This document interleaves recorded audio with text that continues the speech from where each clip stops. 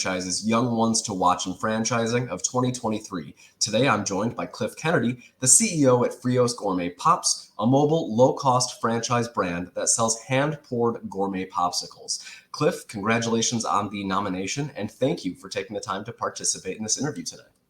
No, thanks, Jeff. Really excited to be a part of this list and very honored. Absolutely. Well, Cliff, if you don't mind, I'd love to just jump right into the questions, if I may. So for starters, can you share a bit about your journey in the franchise industry? What initially drew you to franchising?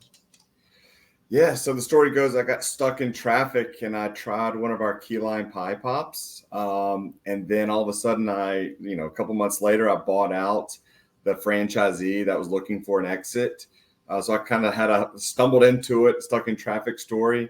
And then from there, 8 months later, I bought the entire company, became the franchisor. So it was a quick whirlwind experience of just trying the product and seeing an opportunity, and stumbled into franchising, never really knew anything about it.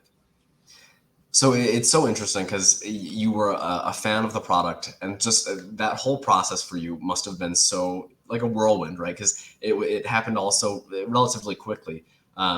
Honestly, after doing my own research, I know it's fairly early this morning, but I'm already craving a popsicle. So clearly you've got something going on that's working for you, right? Cliff, tell me, what unique approaches or innovations have you brought to your role as CEO? Yeah, the biggest thing that we brought to this was moving from a brick and mortar to a mobile business for the simplicity aspect of it, and the fact that we're event based. It's really hard to get 500 kids to show up to your brick and mortar location, but it's a lot easier to get into your sweet rod, show up to that school or corporate event. So just that flexibility of our franchisees working when they want to, rather than opening the store at 12 and then staying open until 8 or 9 p.m. Was a game changer for us, and the growth and flexibility that it allowed for our franchisees has been met with tremendous success. Oh yeah, I mean, it sounds so beneficial to have sort of that innovative business model, right? Because it's that flexibility you want franchisees to have. It makes your brand just that much more appealing to prospective franchisees. I love it. What are your aspirations within the franchise world?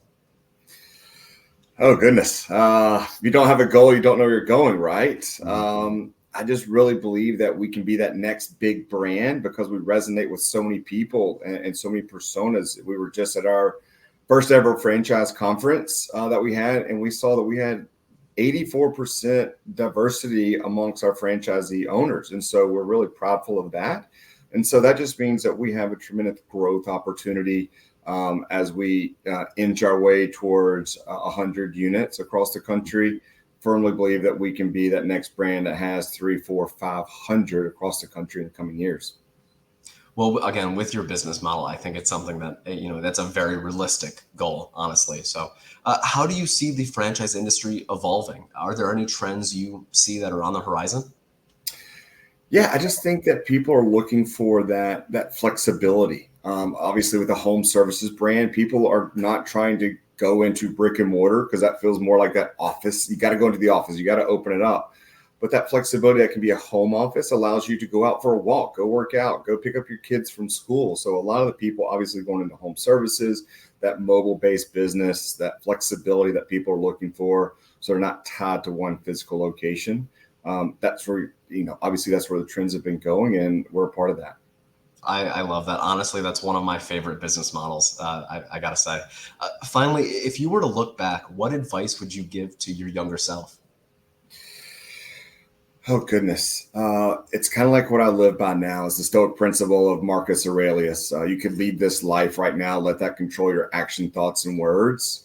So I just put 100% into everything that you do, every relationship that you have, every communication of friends and family members that you have. Take the shots.